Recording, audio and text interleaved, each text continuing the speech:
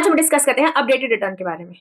अगर आपने रिटर्न भरी है या भरी है और कुछ इनकम को डिस्क्लोज करना रह गया है, तो अभी भी आपके पास एक ऑप्शन है जो कि है अपडेटेड रिटर्न का। अब आप updated return assessment year complete होने के 4 साल तक फाइल कर सकते हैं। पर ये अपडेटेड रिटर्न फ्री नहीं होती, इसमें कुछ ना कुछ एडिशनल टैक्स की कैलकुलेशन की जाती है। तो इसकी टैक्स कैलकुलेशन की कैसे जाती है? सबसे पहले आप अपनी टोटल इनकम लेंगे। टोटल इनकम मतलब हो सकता है आपने पहले रिटर्न फाइल किया तो उसमें आपने कुछ इनकम बताई थी वो, और अगर आपने कोई इनकम अभी तक डिस्क्लोज नहीं किया जो कि आप अपडेटेड रिटर्न के तहत आपने डिस्क्लोज करना चाहते हैं, उन सबको ऐड कर लो। आप नॉर्मल टैक्स अपना निकालते हैं। अगर आपको कोई टीडीएस टीसीएस डिडक्ट हुआ था या फिर आपने कोई एडवांस टैक्स पहले पे किया था या फिर आपने कोई और टैक्सेस पहले पे करे थे, सेल्फ असेसमेंट टैक्स वगैरह पे किया था जब आपने पहले रिटर्न फाइल की, तो उन सबको माइनस कर लो।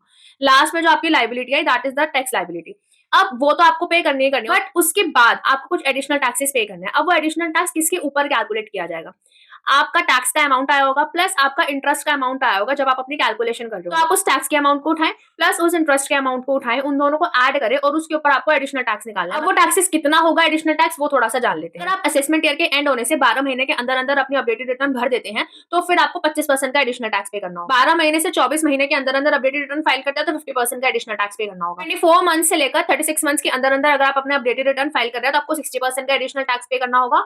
और अगर उसके भी बियॉन्ड मतलब 36 मंथ से लेकर 48 मंथ्स के बीच में अगर आप अपना अपडेटेड रिटर्न फाइल कर रहे हैं तो आपको 70% एडिशनल टैक्स पे करना है। बहुत इंपॉर्टेंट बात, कौन कौन अपडेटेड रिटर्न फाइल नहीं कर सकता है? तो नंबर 1, अगर ये रिटर्न लॉस की है। नंबर 2, अगर आपका अपडेटेड रिटर्न में रिफंड आ रहा है, मान लो आपने पहले किसी साल की आईटीआर फाइल नहीं की, उस साल में आपके को टीडीएस टीसीएस के क्लेम्स थे जो कि आप उसको रिफंड ले सकते थे, तो अब आप रिफंड नहीं ले पाएंगे। पॉइंट नंबर 3, अगर आपकी टैक्स लायबिलिटी कम होती है अपडेटेड रिटर्न भरने से तो आप अपडेटेड रिटर्न नहीं भर सकते हैं। पॉइंट नंबर 4, आपको अपडेटेड रिटर्न फाइल करने का एक बार ऑप्शन मिलेगा। मान लो आपने एक बार अपडेटेड रिटर्न भर दी किसी असेसमेंट ईयर की, अब आपको लगता है यार मेरे को अब इसमें फिर से कोई इनकम रह गई है, दोबारा से भर लेते हो अपडेटेड रिटर्न, तो it will not be possible. एक ही बार अपडेटेड रिटर्न फाइल की जा सकती है। पॉइंट नंबर 5, आपके यहाँ सर्च इनिशिएट हुई है इनकम टैक्स एक्ट में, अगर आपके यहाँ पे सर्वे हुआ है तो भी आप अपडेटेड रिटर्न फाइल नहीं कर पाएंगे। और सर्च, सीजर और रिक्विजिशन, रिक्विजिशन का मतलब किसी और डिपार्टमेंट ने आपके यहाँ से कुछ डॉक्यूमेंट्स या फिर कुछ बुक्स ऑफ अकाउंट्स वगैरह सीज किए and it is been used by the income tax department, मतलब इनकम टैक्स डिपार्टमेंट ने उस डिपार्टमेंट से वो डॉक्यूमेंट्स वगैरह मांग लिए। तो इन तीनों केसेस में, भले वो सर्च है या फिर आपका सर्वे है या फिर आपका रिक्विजिशन है,